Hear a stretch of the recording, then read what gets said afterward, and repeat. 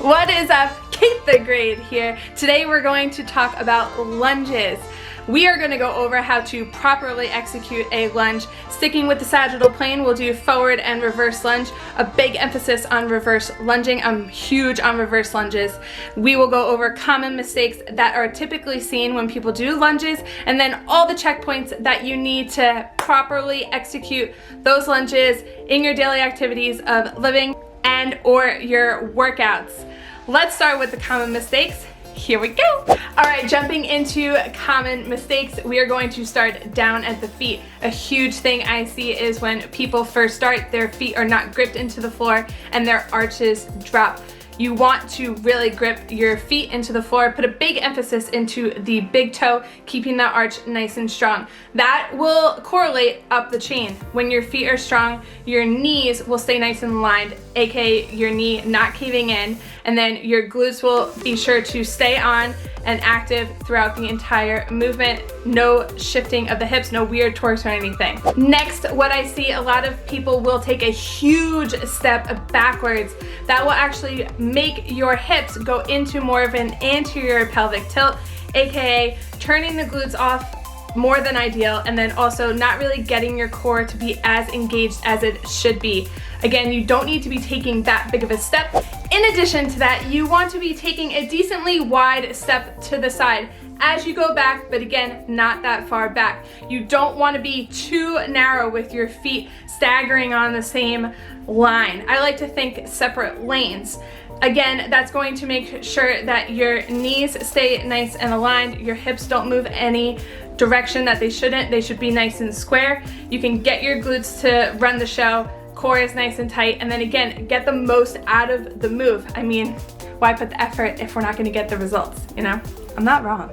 Speaking of the lead in the play, the quads usually run the show. We want to have the glutes more involved, or even just being the most dominant muscle group firing throughout the entire movement. Again, that starts at the feet. Get those feet locked in, knee out, get those glutes involved, driving up and then also driving reverse, depending on if you're doing a forward lunge or a reverse lunge. Moving from there up into the torso, I will see a lot of chests collapsing forward or being way too upright. Since you are leading into a hinge, I will show you that later on when we go through the checkpoints, you want to make sure that you're in a little bit of a slant. It's okay to have your torso in a slant because again, we're going into that hinge, your torso will fall a little bit forward, but again, your back is staying super strong, not letting you collapse too far down, and again, not being too far up, just a nice slant. Again, you'll see that when we go through the checkpoints.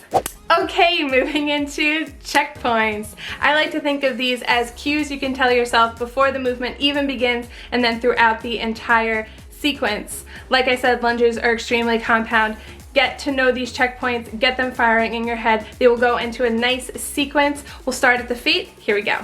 Okay, going into the reverse lunge. Remember, everything starts with the feet. You're going to grip your toes into the ground so hard. Really, really, really put an emphasis into that big toe. Grip, get that arch super strong, super high. All those intrinsic feet muscles firing on up. From there, you're going to keep your knee turned out, the front knee. Then you're going to push your hips back, aka a hinge. What I was saying earlier, you're gonna let your glutes know that they have to run the show. Remember that whole play thing I was referencing before. Be the lead. From there, you're gonna step back. And again, remember, separate lanes. I like to think separate lanes, not as narrow. Separate lanes, like two separate cars driving on the highway. Don't forget to also not take as big of a step back. You wanna make sure that your back leg, your knee is right underneath your hip. From there, you're just gonna drop straight down. And then remember what I said about the hinge, your torso will slightly lean forward and that's totally okay. Make sure your glutes are nice and involved. Make sure your back is firing to keep yourself nice and straight and aligned. Neck is also neutral. Then as you drop, make sure you're driving both knees out. Remember I said, especially the front, especially the back. Both knees, getting those glutes super involved. Keep gripping your feet into the floor. From there, clench that front booty cheek. Extra grip into the foot, and then you're gonna drive up through the front leg, bringing yourself back to a stand. and then those are all the checkpoints that you hit. You will repeat, and then also divvy up those checkpoints depending on what kind of lunge you're doing. And that is all I have for you today with the execution of the lunge, common mistakes, and then the checkpoints that you should take to go, like a bargain. You know, who doesn't love free stuff? Take those checkpoints, dig them into your head, execute them while you're doing lunges. Again, in your daily life, lunging down to pick something off of the floor without any pain. And then also, in your workouts, being able to progressively work from just doing a basic lunge and then loading as much weight on as you can, always increasing the demand, like I say, making your body work harder, increasing the intensity, but again, starting at the basics, getting down all of those checkpoints and then learning to progress. Speaking of progression, I'm going to leave you with a nice little montage of working from a static lunge, the most basic lunge that you could do, all the way up to a more advanced version with dumbbells. Pick and choose what you want, see where you're at, maybe work again from the beginning, get that static lunge down, get all those checkpoints firing well, and then work your way up. Thank you so much for watching. I hope you have a great day, and I will see you next time. Bye! Cue the montage. Here we go. You know I met you in the dark, it was a Saturday night. Remember seeing you just dancing in the middle of the crowd.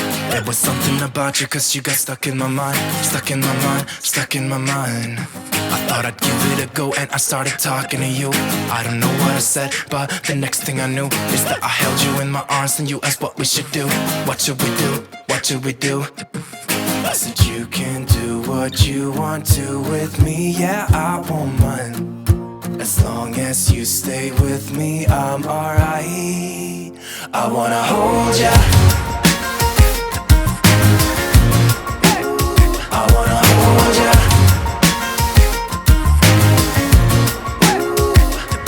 You got those red lips, blue eyes, black skinny jeans. In every room you walk into, you're always setting the scene. I wanna hold ya, hold ya.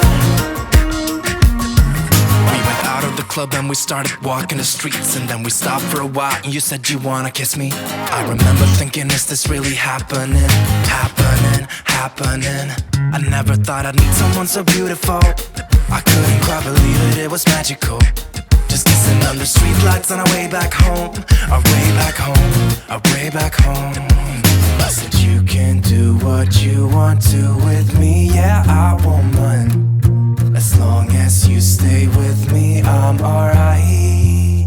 I wanna hold ya.